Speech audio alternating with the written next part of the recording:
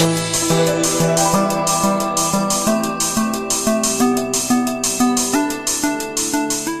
l'initiative de son Excellence M. Joe Biden, président des États-Unis d'Amérique, la Maison-Blanche a organisé un sommet virtuel sur la démocratie les 9 et 10 décembre 2021. L'objectif de tel sommet visait à la définition et la concrétisation d'une stratégie globale de soutien à la démocratie à l'échelle mondiale. En effet, dès son entrée en fonction, l'administration Biden, par la voix de son secrétaire d'État, son Excellence M. Anthony Blinken, avait affirmé l'importance de la démocratie et des droits de l'homme dans la politique étrangère des États-Unis.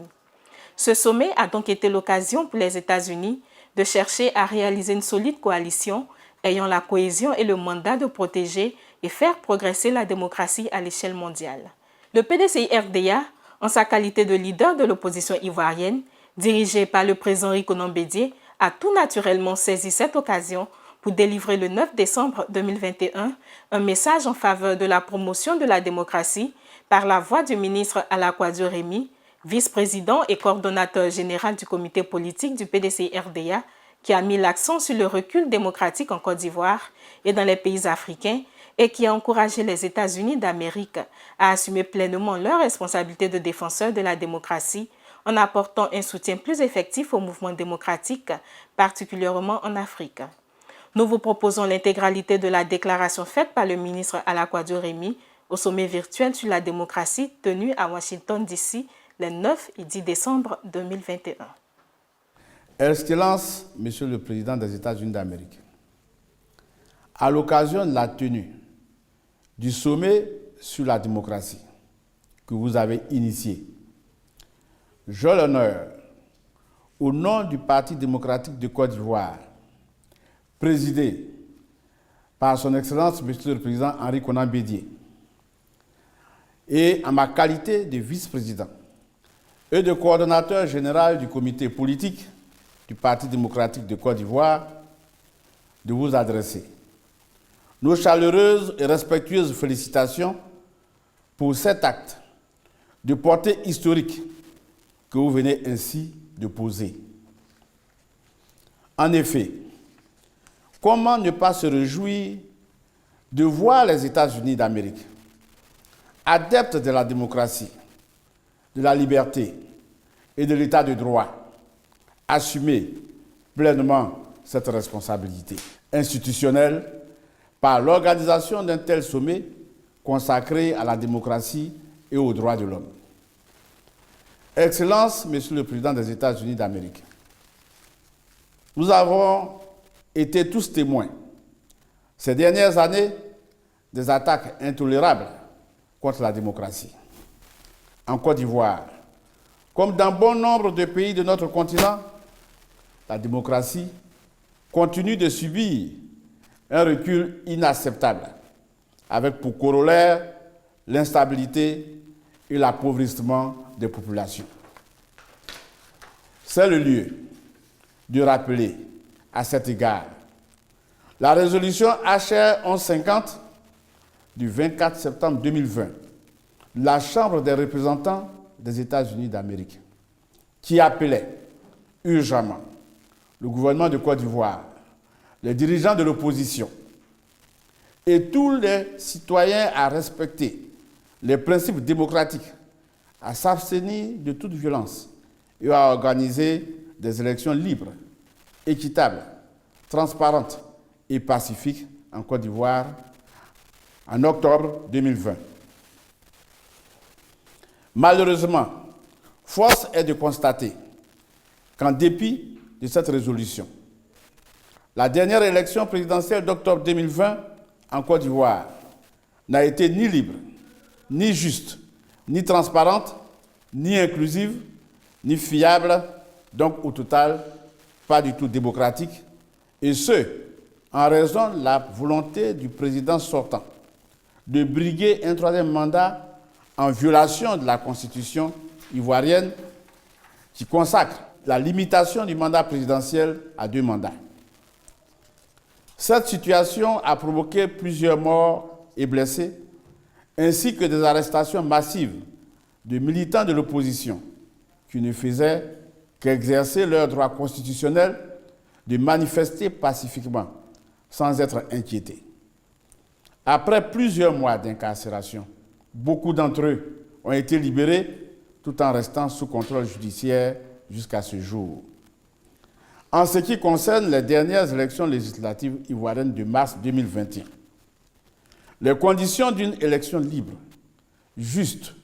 équitable et transparente n'étaient pas non plus réunies en raison notamment du découpage électoral inique en faveur du parti au pouvoir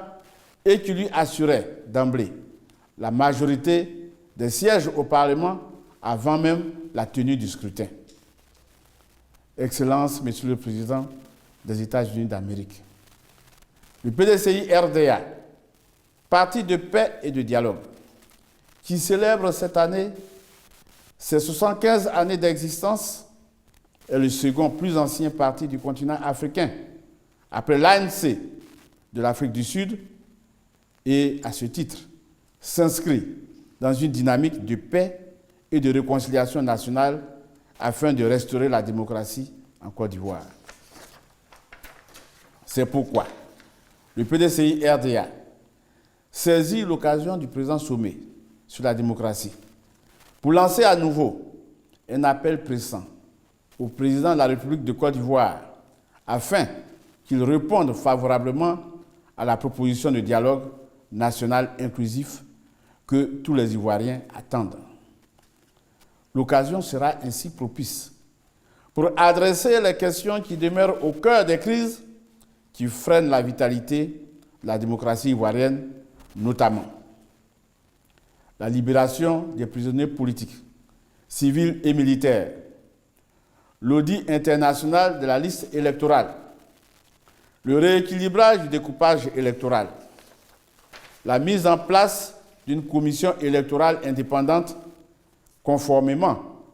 aux arrêts de la Cour africaine des droits de l'homme et des peuples, le retour en Côte d'Ivoire de tous les exilés ivoiriens pour raisons politiques, le réaménagement du Conseil constitutionnel actuel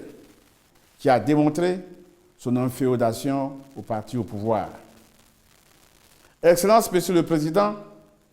les militants du PDCI-RDA,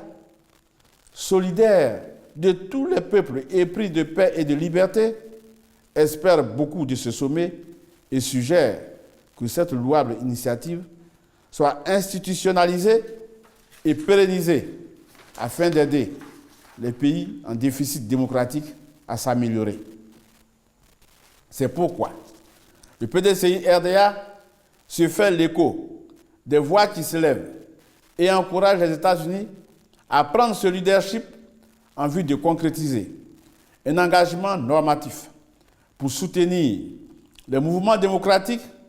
et les militants avec des ressources appropriées et un soutien diplomatique, notamment dans le cadre du Conseil de sécurité des Nations Unies, en mettant un accent plus marqué sur les mécanismes de prévention des conflits, particulièrement les conflits liés aux élections. Excellences, Monsieur le Président des États-Unis d'Amérique, la démocratie ne peut donc fonctionner que si toutes les composantes d'une nation ont le sentiment qu'elles font partie de la société dans laquelle elles vivent et qu'elles jouissent des mêmes droits qui seront respectés jour après jour. En effet, nous avons appris que la démocratie commence autour d'une table ronde de concertation familiale entre des fils et des filles d'une même communauté. Ainsi, les problèmes sociaux ne peuvent se régler que lorsque chacun est libre. Libre d'user de son propre talent, de sa propre énergie et libre d'influer sur les décisions collectives. Par ailleurs, Monsieur le Président, il est fermement établi que les pays où la démocratie prévaut réalisent un développement économique plus inclusif et plus durable. C'est pourquoi le président Henri Konan Bédié, président du PDCI-RDA, ancien président de la République de Côte d'Ivoire et garant du prix Félix Houphouët-Boigny pour la recherche de la paix de l'UNESCO, nous a toujours enseigné que la guerre est le pire ennemi du développement et que le développement au profit de tous et l'épanouissement individuel sont les meilleures formes de prévention à long terme des conflits. Aussi, toutes les actions du PDCI-RDA visent-elles, d'une manière ou d'une autre, à briser le cercle vicieux, la dangereuse manipulation des textes des lois qui entraînent les conflits et la guerre, et à le substituer par le cercle vertueux de la démocratie, de la liberté, de la cohésion sociale et de la paix. La démocratisation constitue donc,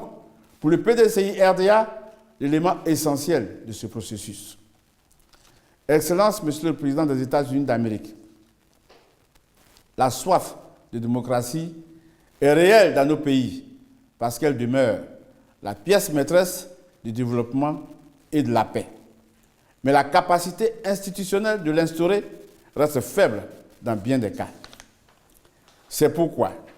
le PDCI-RDA, ainsi que tout le peuple de Côte d'Ivoire, attendent de ce sommet la formulation d'une stratégie à l'échelle mondiale visant à protéger et soutenir la démocratie, particulièrement sur le continent africain. Je vous remercie.